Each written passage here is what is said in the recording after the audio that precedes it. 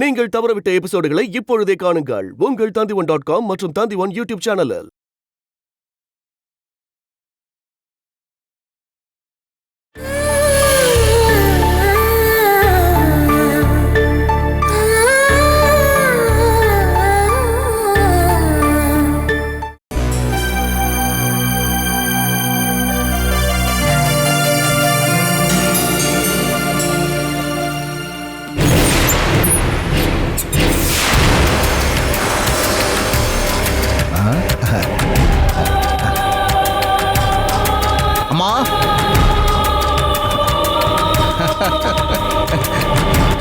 டேய் செல்ல தம்பி, நீ இப்ப வெறும் வேணு இல்லடா, அப்பாடா அப்பா.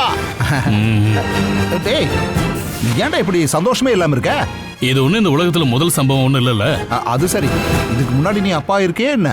கையெடு, நான் உள்ள போறோம். டேய் இங்க பாரு ஒரு நிமிஷம். இவன் உனக்கு முதல் குழந்தைன்னா நம்ம ஹாப்பியா கொண்டாடணும், இல்லைன்னாலும் கொண்டாடிதான் ஆகணும்.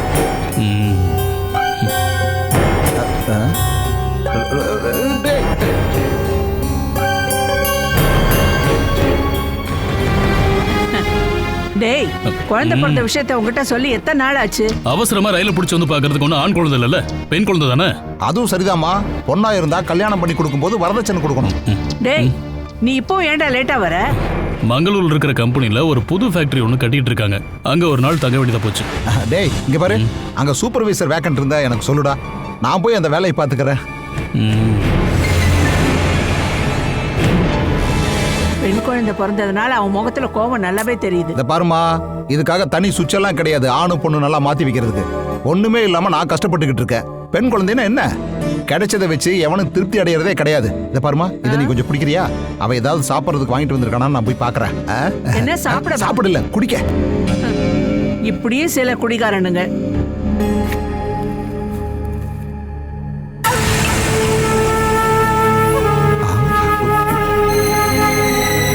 டேய் தம்பி, எனக்கு தெரியும்டா கண்டிப்பா நீ ஏதாவது கொண்டு வருவேன்னு. டேய் இத பாத்தியா, செம்ம லக்கடா உனக்கு. நீ இங்க தான் இருக்கியா? போய் 3 கிளாஸும் அப்படியே தண்ணி எடுத்துட்டு வாடா. இன்னைக்கு என்னோட ட்ரீட், குழந்தை பிறந்ததுக்கு பார்ட்டி. சீக்கிரம் வாடா. இப்ப என் பொண்டாட்டி எங்க படுத்து தூங்குறா? உன் ரூம்ல தான்டா. ஓ, இன்னும் கொஞ்ச நேரத்துல எனக்கு குழந்தை பிறந்த சந்தோஷத்தை நான் கொண்டாட போறேன். அதுக்கப்புறம் எனக்கு வாய்க்கரிசி போடுறதுக்கு பிறந்த பெண் குழந்தைய நான் பார்க்க போறேன். நான் பார்க்கணும் இல்லையா?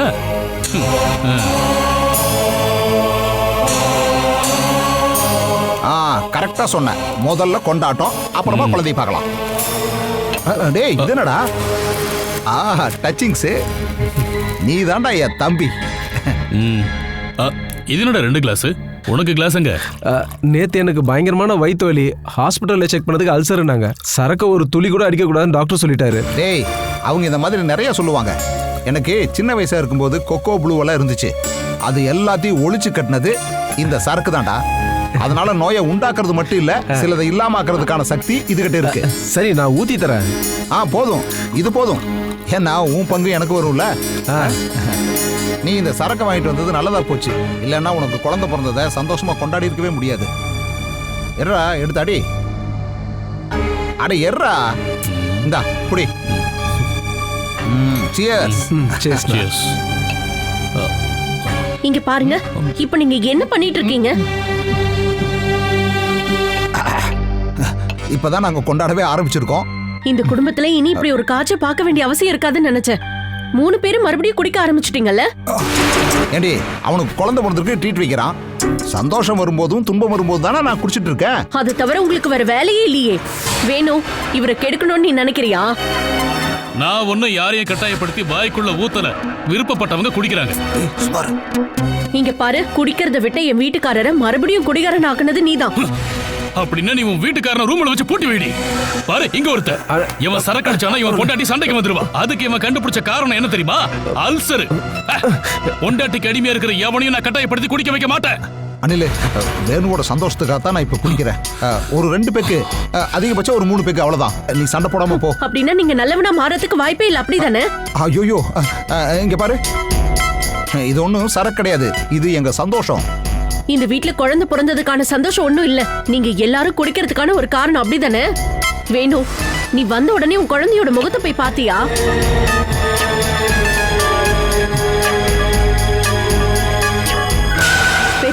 குழந்தையோட முகத்தை பாக்குற சந்தோஷத்தை விட இது என்ன பெரிய சந்தோஷத்தை கொடுக்க போதா என்ன? எனக்கு அட்வைஸ் பண்ணாம இங்கிருந்து போயிடு. உன்னை அட்வைஸ் பண்ணி நல்லவனா மாத்துறதுல எனக்கு எந்த ஐடியாவும் இல்ல.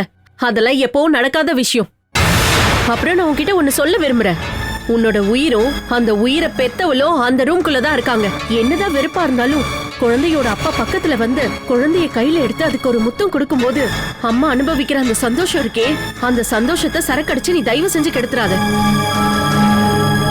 முடிஞ்சா இதுக்கப்புறமாவது அவகிட்ட கொஞ்சமாவது நீ கருணையை காட்டு.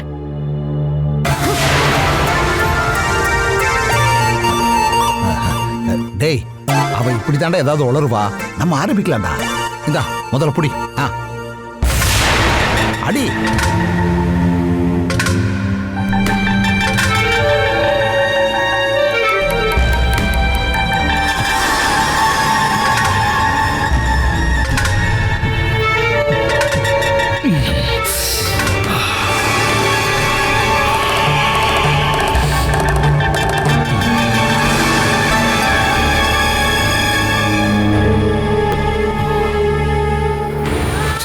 நீ வர்றது கொஞ்சம் லேட் ஆயிடுச்சுடா. இல்லைன்னா நம்ம முதல்லயே ஆரம்பிச்சிருக்கலாம். வேணுனே தான் நான் லேட்டா வந்தேன். ஒரு சின்ன எலும்பு துண்டு கைகால் முளைச்சு படுத்திருக்கிறத நான் பார்க்கும்போது எனக்கு வெறுப்பா இருக்கும். வெறுப்பு? ஐயோ, உன் மனசுக்குள்ள இவ்வளவு வெறுப்பு இருக்கா? ஆனா இப்பதான் அதை உன்னால காட்ட முடியுது. என்ன காட்டினா என்ன? அவதான் குழந்தைய பெத்தெடுத்துட்டால. அந்த சிரிப்பு உனக்கு நல்லாவே பழக்கமாயிடுச்சுல்ல? அந்த சிரிப்போட நடுக்கத்துலதான் பல சமயம் என் வயிற்றுல இருந்து நீ உருண்டு போயிருக்க. உன்னுடைய அப்பா இன்னைக்கு ரொம்ப சந்தோஷமா இருக்காரு. அந்த ஆள் சிரிச்சாருனா அதுக்கான அர்த்தம் மத்தவங்களை அழ வைக்கிற நேரம் வந்துருச்சுன்னு. கொஞ்சம் சும்மாறா. அங்க இருக்கிறதெல்லாம் நான் தூக்கி போட்டுறேன். போதும், நம்ம நிறுத்திக்கலாம்.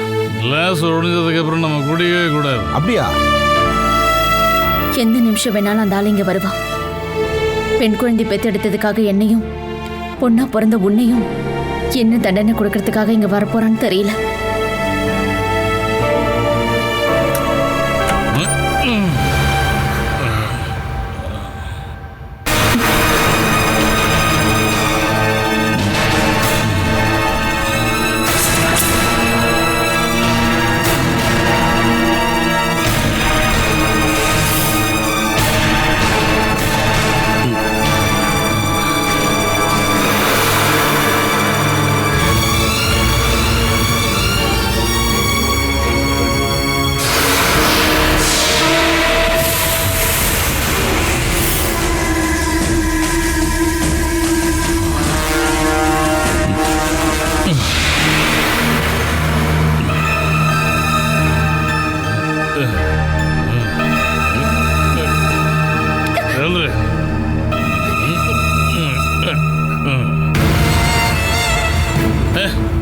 இவதானா இவ்வளவு பெத்தெடுக்கத்தானே இவ்வளவு தியாகத்தை சகிச்சுக்கிட்டியா? நீ புத்திசாலிதான். சொன்ன மாதிரியே ஹாஸ்பிட்டல்காரங்களுக்கு ₹1 கூட கொடுக்காம நீ எங்கேயோ குழந்தைய பார்த்து எடுத்துட்ட. ஆனா அதுக்கு முன்னாடி நான் அவங்ககிட்ட ஒரு விஷயத்த சொல்லியிருந்தேன். என்ன, நீ ஒரு பெண் குழந்தைய பார்த்து எடுக்க கூடாதுன்னு. பெண் குழந்தைய பெத்து எடுத்தா என்ன? உங்க அம்மா ஒரு பொண்ணு தானே? ஒரு பொண்ணை எங்க அம்மா பெத்து எடுத்ததுனால தானே நீங்க அடிச்சு கொடுத்ததுக்காக ஒரு பொண்ணு உங்களுக்கு கிடைச்சிருக்கா? எத்து போன ஒரு முட்டையை போட்டுட்டு உலகம் முழுக்க கால தூக்கிட்டு நடக்கிற ஒரு கோழி மாதிரி தாண்டி நீ. ஐயா வேற ஒரு எத்து போன குழந்தைய பெத்து எடுத்துட்டு என்னைய குத்தி கேட்டவரியா? உங்க பார்வையில பெண் குழந்தை பெத்து எடுக்கிறது மிகப்பெரிய தப்பா என்ன? குழந்தை ஆணோ பொண்ணோ முடிவெடுக்கிறது ஒரு அம்மா கையில இல்ல. அப்புறம் பொண்ணுங்கிறவ கேவலமான ஜென்மம் கிடையாது. அவளுக்காக சம்பாதிக்கிற எல்லாத்தையும் நஷ்ட கணக்குல போய் சேரும் நீங்க நம்புனீங்கன்னா அந்த கேவலமான எண்ணத்தை முதல்ல தூக்கி எறிங்க. வீட்டுக்கு வெளியவும் உள்ளவும் வேலை செய்யற ஆத்மாத்தமும் பெருமையும் மன்னிப்பும் ஒரு பொண்ணுக்கு மட்டும்தான் இருக்கு. எந்த ஆம்பளையும் அந்த அளவுக்கு கஷ்டப்பட மாட்டாங்க. அட்வைஸ் நிறுத்துடி. எனக்கு பெண் குழந்தையே வேண்டாம். நான் மட்டும் இங்க இருந்திருந்தா பெண் குழந்தை பிறந்த அன்னைக்கு ராத்திரியே நான் இதை கொண்டு இருந்திருப்பேன். ஒரு பொண்ணா நான் உங்ககிட்ட மட்டும் பாசம் காமிச்ச போதும். எனக்கு பெண் குழந்தை பிறந்து அவளை சீராட்டி பாராட்டி வளர்த்து ஒரு நாள் அவ யாரு கூடயாவது ஓடி போயிட்டான்னா, அப்படி இல்லாம உன்ன மாதிரி பாக்குற ஆம்பளைங்க எல்லாம் வீட்டுக்குள்ள கூட்டிட்டு வந்தா என்னால அதெல்லாம் சகிச்சுக்க முடியாது. அதுக்கு பதிலா பொண்ணுங்க இல்லாம இருக்கிறது நல்லது. என் பொண்ணு வளர்ந்ததுக்கு அப்புறமும் நீங்க இப்ப சொன்னது எல்லாத்தையும் மாத்தி சொல்லுவா. அதுக்கு இந்த குழந்தைக்கு ஆயுசு இருக்கணும்லடி.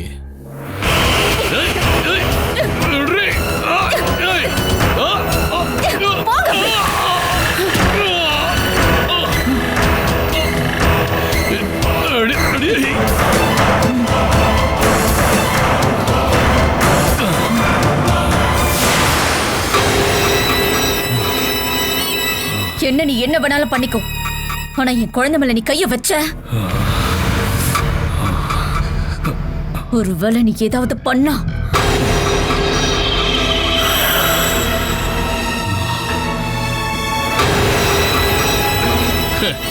எத்தனை நாளைக்கு தான் உன் குழந்தைய நீ காப்பாத்துன்னு பாக்கலாம். இவ பறக்கிற வரைக்கும். அப்படின்னு நீ வளர்த்து காட்டு. ஆனா நீ உன்னை ஞாபகத்துல வச்சுக்கோ, எந்த நிமிஷம் வேணாலும் இதோட உயிர் போக வாய்ப்பு இருக்கு.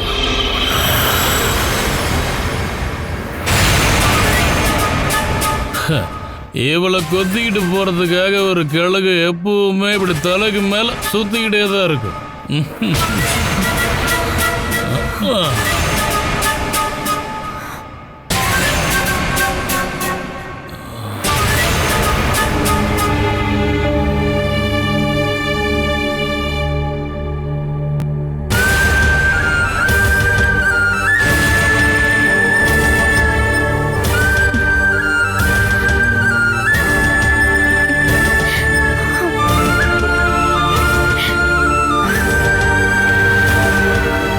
ஆனா குழந்தைக்கு இப்ப எந்த பிரச்சனையும் இல்ல.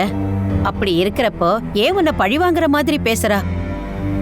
அவ மனசுக்குள்ள என்ன இருக்குன்னு தெரியுமா? அவளுக்கு இந்த வீட்டை விட்டு போகணும். அவளோட டார்ச்சர் தாங்க முடியாம ஃபேமிலில இருக்கிறவங்கள தனியா தங்க வைக்கணும். சுயபுத்தி உள்ளவங்களே வாழறதுக்கு ரொம்ப சிரமப்படுறாங்க. அப்படி இருக்கும்போது மனநோய் உள்ள அந்த பொண்ணு தனியா குடுத்தனம் போகணும்னு சொல்றாளே. இந்த நட்டி சூரஜ், உனக்கு என்ன வேணும்? சாப்பாடா சப்பாத்தியா? ஆர்கே வந்த உடனே நான் போயிடுவேன். எனக்கு எதுவும் பண்ண வேண்டாம். ஏன் அவசரப்படுற? அவசரமா போய் நீ என்ன பண்ண போற? இன்னைக்கு இங்க தங்கிட்டு நாளைக்கு போலாம். நிம்மதியா இரு.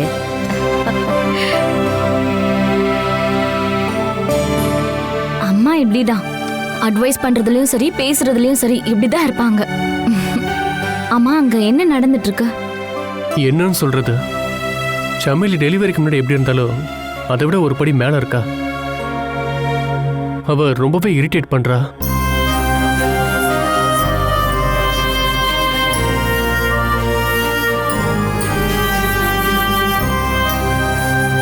அப்பா அம்மா மனசுல என்ன இருக்குன்னா நான் அவளை ஒதுக்கி வைக்கணும்னு.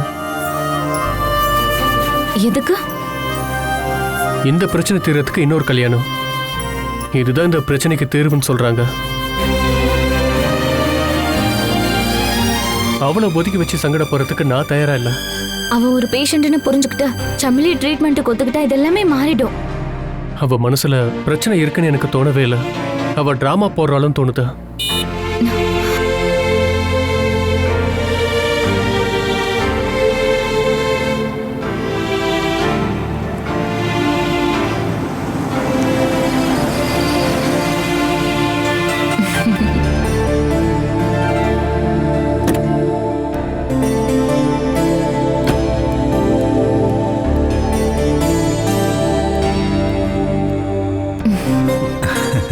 எப்போ வந்தீங்க?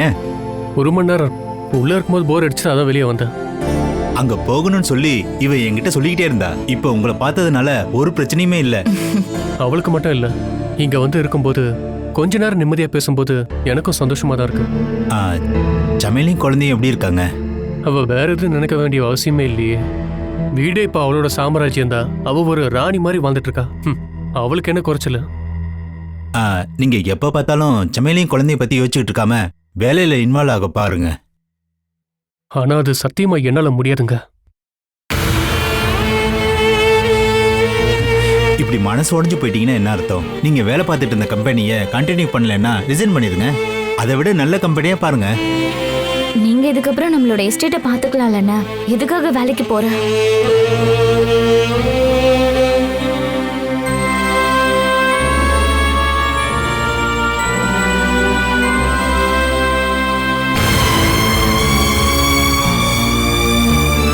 வேலையை இஷ்டப்பட்டு பார்க்கணும். அப்படி ஒரு வேலையை பார்க்கலாம். இப்போதைக்கு வேலை இல்லைனாலும் பிரச்சனை எதுவும் இல்லைல்ல. முதல்ல சம்மலியோட மனசுல இருந்து உங்க மேல இருக்க கோவத்தை எடுத்தே ஆகணும். அதுக்குண்டான மேஜிக் என்கிட்ட இல்ல.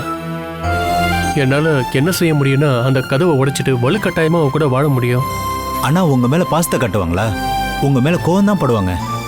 அது தவிர வேற வழி என்கிட்ட இல்ல. நான் ரொம்பவே சகிச்சிட்டு இருக்கேன். ஒரு நாள் நான் அந்த கதவை உடைக்க தான் போறேன்.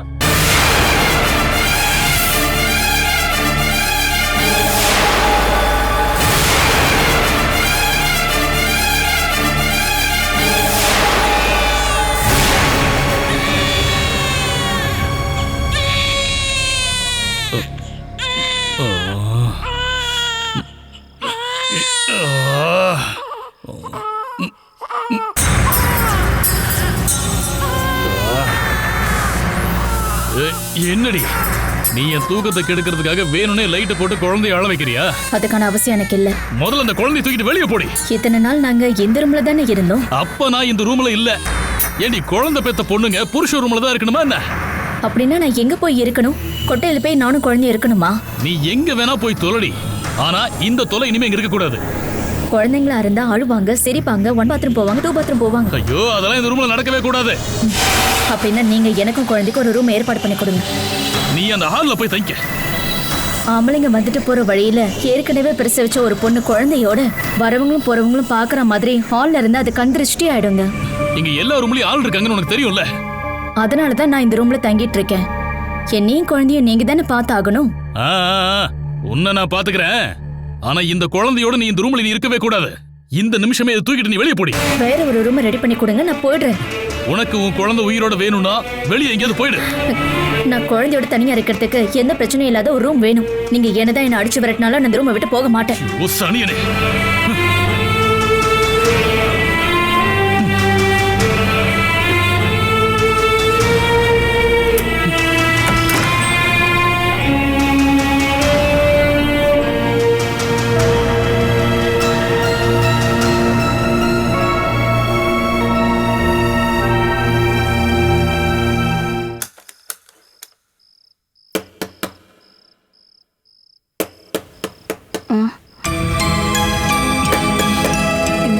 யார் வந்திருக்கா? யார் அது? கதவு தரமா? இவன் எப்போ வந்திருக்கான்?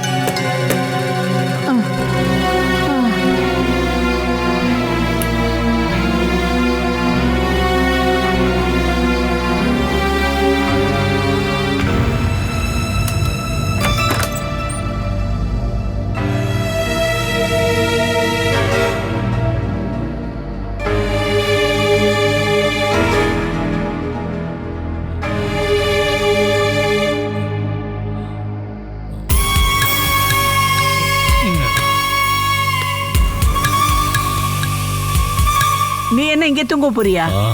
என் ரூம்ல வேற யார் படுத்தாலும் எனக்கு பிடிக்கவே பிடிக்காது. இன்னையில இருந்து இந்த ரூம் உன்னோடது இல்ல. இல்லையா? அத சொல்றதுக்கு நீ யாருடா? போடா இங்க இருந்து. இந்த வீட்ல உன் மருமக குழந்தைய பெத்தெடுத்திருக்கா. அந்த குழந்தையோட அழுக சத்தத்தை கேட்கும்போது என்னால அதை பொறுத்துக்கவே முடியல. அதனால அவங்கள இந்த ரூமுக்கு மாத்தி தங்க வைக்க போறேன். இந்த ரூம்லயா? நான் சம்மதிக்கவே மாட்டேன். உன்னை எப்படி சம்மதிக்க வைக்கணும்னு எனக்கு தெரியும்.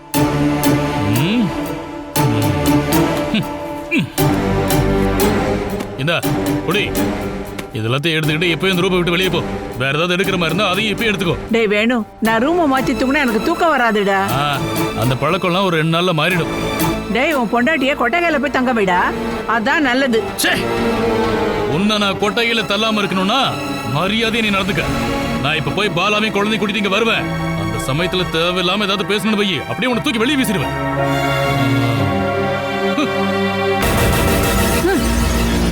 நாசமா போனவன்.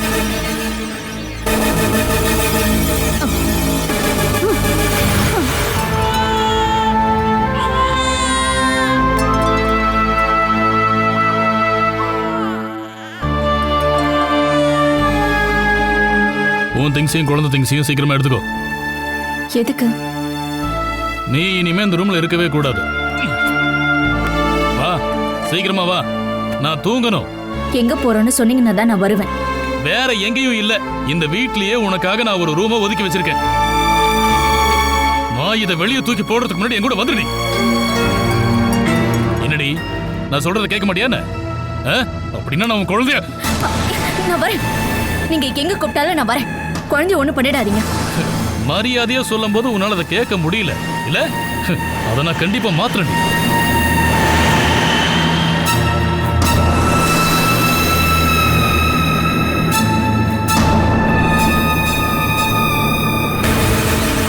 சீக்கிரம் வாடி. நீங்க இங்க நின்று அப்படி என்னதான் வேடிக்கை பாக்குறீங்களோ? அட வெளியில போங்க.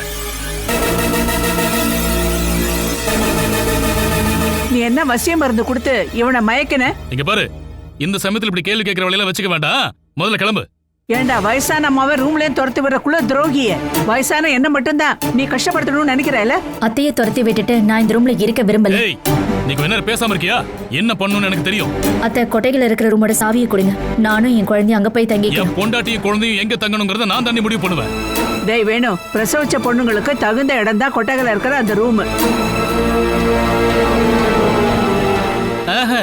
அப்பன்னா நீங்க 3 குழந்தைய பெற்றீங்கல்ல, அங்க போய் தங்குங்க. அந்த காலத்துல குழந்தைய பெற்றெடுத்ததை பத்தி சொல்லலை, இப்ப குழந்தைய பெற்றெடுத்ததை பத்தி தான் சொல்றேன். என்ன இருந்தாலும் இவங்களை நான் கொட்டகைக்கு அனுப்ப மாட்டேன். இதுக்கப்புறம் பாலாம குழந்தையும் இந்த ரூம்ல தான் தங்குவாங்க. நான் எங்கடா போய் இருக்கிறது? எனக்கு மூட்டு வலி வேற இருக்கு, தரையில படுத்து தூங்க முடியாது, முதுகு வலி வேற ஆரம்பிச்சிரும். ராத்திரி நேரத்துல கொஞ்ச நேரம் தானே நீங்க தூங்க போறீங்க, அதை எங்க தூங்குனா என்ன? ஆனா பாலா அப்படி கிடையாது. பச்சை உடம்புக்காரிக்கு அவளுக்கு உண்டான சௌகரியத்தை செஞ்சு கொடுக்கணும்.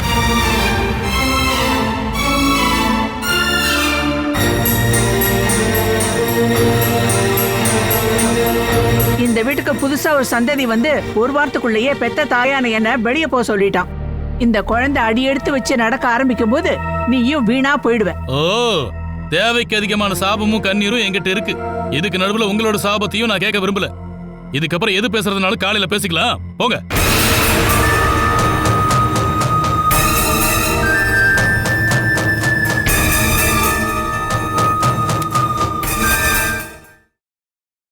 Catch us on TV, Tandivan.com, Facebook and YouTube.